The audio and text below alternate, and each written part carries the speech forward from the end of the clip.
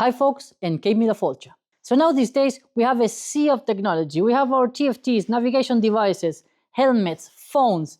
Everything has to be connected between each other to kind of work properly, right? And if you're watching this video, you're probably struggling a little bit with things not connected properly, failing, not reconnecting, a bunch of issues, right?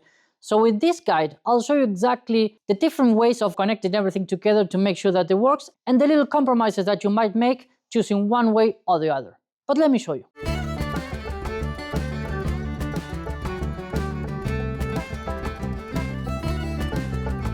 All right, first of all, let's talk about the basics. How all the devices communicate to each other, right? Maybe a little bit more nerdy, but I guess part of understanding how the whole thing works, right? So the main thing will be Bluetooth. Bluetooth is going to be the main technology that these devices use to communicate to each other, but there are a few exceptions. Bluetooth, you know it, right? You use it all the time. If you connect your headphones to a cell phone or whatever it is, right? You connect to Bluetooth, it takes 2 seconds, you discuss the device, connect, boom, off you go, and it will automatically reconnect once they see each other again, right? So that is fairly simple. You probably use it all the time. There's a couple of exceptions. The main one would be with your navigation device. If you connect your navigation device, it doesn't matter if it is a Garmin, a TomTom, or one of these newer Android devices, those will actually, if you use your navigation preparation from BMW, those will communicate with your TFT or the bike itself through the CAN bus, right? The CAN bus is the main connection between all the different components on the motorcycle, right? It's the ABS communicating with the ECU and the suspension, and they're all connected through the CAN bus, right? With the navigation preparation, your device will be both powered by the CAN bus and also be able to pick up some information. And obviously through CAN bus, you are also able to control everything using your wonder wheel, right? Because again, the bike knows that the device is there and is able to send those signals of up, down, press, whatever it is, right, to your device. So again, that's how your navigation device will know your tire pressure, the temperature, your speed, etc., right? They all communicate through CAN bus. So that connection is pretty much static. Once you plug your device to your navigation preparation, that happens automatically. You don't need to set anything up. It just happens, right? So don't worry about that. I just wanted to specify that so you know exactly what we're talking. The other exception is specifically to this type of Android Auto or Apple CarPlay devices is that they will also use Wi-Fi. Now, you don't set up the Wi-Fi, it's just you create the handshake with Bluetooth, right? So from your phone or your headset, you will see the navigation device through Bluetooth. Once it creates that kind of handshake between the two devices, they know each other, they know that they are communicating. The navigation device will create a little bit of a Wi-Fi signal that your phone will connect automatically. Once you do that Bluetooth handshake, they will connect automatically. And then they will start communicating through that Wi-Fi. Why they do that instead of keeping everything on Bluetooth? It's because the Wi-Fi has a lot more capacity, right? It can send a lot more information back and forth and a lot quicker, right? So when you're sending all that navigation information, the maps and everything, right? You're basically sending a Wi-Fi signal to the device. Again, mainly through Bluetooth is how you find the devices and connect them to each other. CAN bus to any device that you connect on your navigation preparation. And then if you use an Android Auto or Apple CarPlay device, then it will use Wi-Fi, but it will do it automatically after that handshake with Bluetooth. So once you have the basics, now let's dig into the whole thing. One device to rule them all. That is probably the concept that is going to fix 99% of your problem. The main thing with this type of connection is that you have a lot of back and forth and a lot of chatter between devices, right? And normally, these type of technologies don't like that type of stuff. And again, with Bluetooth, there's a back and forth communication. You have a receiver and a sender, right? One sends the information, the other receives it, acknowledges it, is all good. Now, the problem with this is that you have so many sources and so many things, right, that are generating information that if you mix match them, you're probably going to end up having a lot of issues and connectivity issues, right? Following that concept of one device to rule them all, you have to have one that is going to be the one that is going to control everything, right?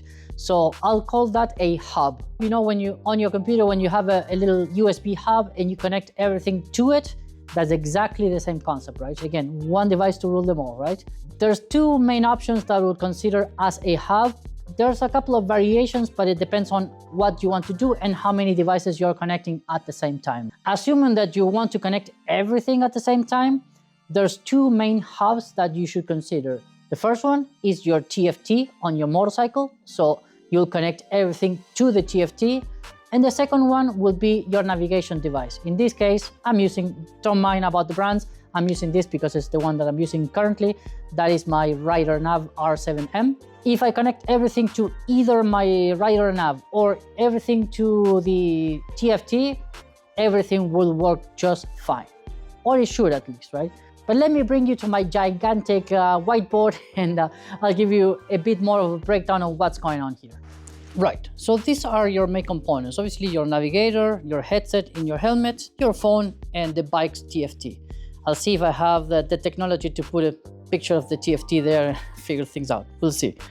Now, on the first way to set things up, let's imagine that this is either a Garmin or a TomTom or one of those offline devices, right? And in that case, what you want to do is connect everything to the TFT. So, navigator to TFT, phone to TFT, and headset to TFT, right? So the TFT will be acting as the hub, as we were talking before, and now the TFT knows exactly what type of information is sent to where, right? So it knows where your headset is, obviously your audio device. So whatever audio signal comes out of the phone or the navigator, the TFT knows how to route it to your headset. So normally that works just fine. Your TFT is capable of knowing what your phone is, what your headset is, and your navigator. The TFT also have the capacity of having two helmets, so you can, I guess, get the navigation or music or whatever the case might be. Now, this is the one that I normally don't use. I've tried it before a couple of times. The issue is that, I don't know, on the 1300s, if it is a little bit better. On my 1200s, I had a lot of issues with the TFT, where every time I stopped for fuel or something like that, and I came back to the bike, the whole TFT takes forever to actually connect, and it just doesn't work, right? Or sometimes I'll lose connection. It will forget about my headset. It will forget about the phone, etc. Right? So a lot of back and forth. That will be your classic connection. It will work. Everything will connect and you will be able to use your audio, navigation, your phone, etc. But to me, in my experience, there are some issues with it. So let me show you the way I do it. So in my case, I completely forget about the TFT, don't use it at all. So I connect my phone to the navigator and the headset to the navigator. This one will depend a little bit on the navigator. Sometimes they do have the ability to connect to two helmets, phone, etc. Well, the phone for sure, right? If it is a Garmin or a TomTom or something like that, you can use this setup, no problem whatsoever. They normally work, no problem at all. When I talk about navigators, in my case, I normally talk about, the Android Auto or Apple CarPlay type of stuff, right? In my case, I'm using, the Rider Nav as an example. Don't worry about the brands or anything like that, right? That's why I said phone and headset. It doesn't matter if it is a Cardo, a Sena, or whatever, right? This type of setup should work just fine, right? Because again, the navigator knows that it controls the audio to your headset, and whatever information is sending to the navigator, it knows that the headset has the audio, right? So this setup should work as well very nicely. This is what I do, and I have access to all the features and everything, and it hasn't failed me at all, right? So this to me would be one of the most recommended situations, right? Especially when you're dealing with Android Auto or Apple CarPlay, and there's back and forth with audio. When you're using music, it's easy, right? Because the music only has to go one direction, right? From the phone to your headset or, through the navigator, whatever it is, right? But that one is easy. It gets a bit more complicated when you start using voice commands, right? So for example, Hey Google or OK Siri or whatever it is, right? The headset is sending information to the navigator to send to the phone. Again, the navigator knows that the headset has a microphone, right? So it will send the information back to your phone, right? Because again, the navigator is using the phone, for Android Auto or Apple CarPlay, whatever the case might be. So this setup is the most recommended. Again, it's not 100% guaranteed. This is only meant to be a guide, but it's basically making sure that you understand the whole concept of using a hub, right? In this case, using the navigator as a hub. Something that a lot of people have issues with on this type of setup is, again, like I mentioned, the voice commands, right? That is what gets people tricked quite a few times. So in this case, using it this way is supposed to work. It should work on most devices, but for the most cases, check on your manual, check what they recommend, but this would be probably 9 out of 10 the way that they recommend you do it, right? Everything connected to the navigator, using it as a hub. Now, if we're talking about hubs, why not doing the phone as a hub, right? And yeah, it will work for the most parts, but let me explain where it gets a little bit more complicated. And this is where I see a lot of people failing doing this and using the phone as a hub. The most convenient thing as using the phone as a hub is that your headset will remain connected to your phone, right? So let's say that you leave the bike for whatever reason, you're walking around and everything, and you get a phone call, well, your headset will still be connected to your phone, right? So in that case, you'll still get a call. Where if you're using the navigator as a headset, well, you'll have to remove your headset to be able to access the audio on your phone, right? Because again, the helmet will not be connected. But in this case, the complication is that the phone is sending through Wi-Fi all the information of either Android Auto or Apple CarPlay to your navigator, right? And then your navigator doesn't know exactly what your headset is. Actually, it doesn't know it at all, right? So with the music or voice commands and everything can get a little bit complicated, and I've seen it fail quite a few times, right? And this is the main issue that people have. And when I recommend connecting everything to the navigator, especially voice commands, all I can adjust, it gets resolved, right? So this is probably the go-to for most people. And again, I know some folks, not on this model of Cardo, but I know some folks, I think with Senna, that they need the phone connected to your headset to use some type of functions and everything. I don't know, I don't have experience with that. But again, I know I connect the headset to my phone for updates and stuff like that. I might do it every now and then or to configure something, but normally I set up the headset and I just leave it alone, and I don't connect it to a phone anymore. I just connect it to the navigator. So like I said at the beginning, for every type of configuration or whatever, right, there are some little compromises that you have to have in mind. So again, if you use your phone to control your headset in terms of setups or configuration, stuff like that, if you use your navigator as the hub, you will lose that type of functionality, right? It doesn't mean that you can't connect it, configure it, and then forget it. Bluetooth is very easy to work around things. And again, I wouldn't recommend using your phone as the hub, because I know it does fail and does have some type of issues. Now, something that I will definitely recommend is that if you either choose your navigator or your phone as a hub, you forget about the TFT, because something that I've seen as well, right, is when people connect the phone to the navigator, the headset to the navigator, but then also they have the TFT to the phone, right? So they have that additional connection, and I'll tell you exactly why. It's because people want to have access to the BMW application, right? And when you do that, you connect basically, right, the phone to the TFT.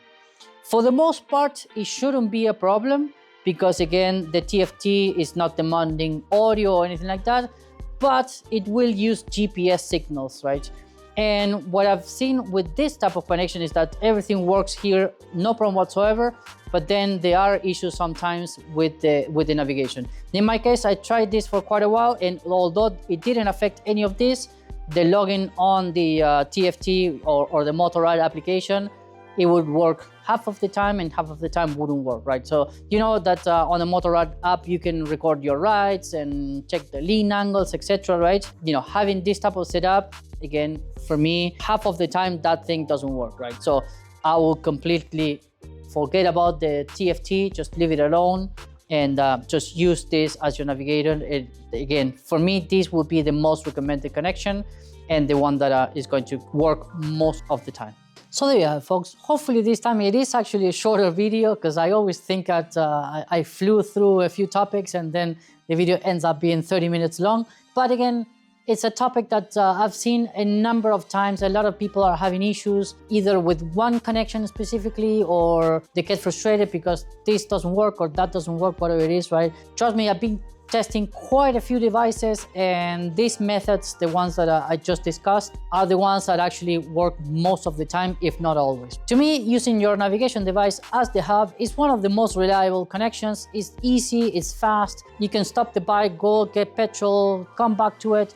The navigation resumes when you left off. Your audio keeps playing. I don't know about Apple CarPlay because I don't use it, but Android Auto will resume your music if you listen to music, stuff like that, right? And we'll have no issues whatsoever.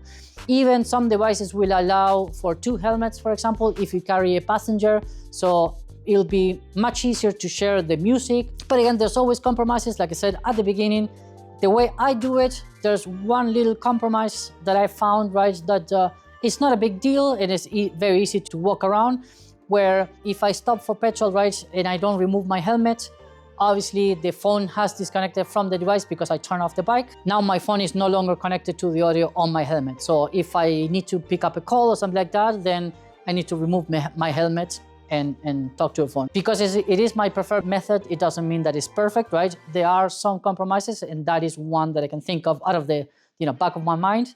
So there you have it, and hopefully that helps quite a few of you. I've seen you guys on the forums, on Facebook and everything, complaining about connections, not being able to do this or that, or losing some functions on this and that, right?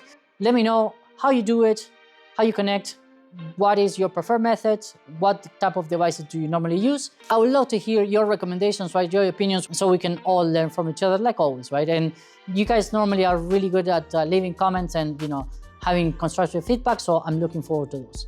So thank you very much for watching, folks, and I'll see you on the next one. Thanks.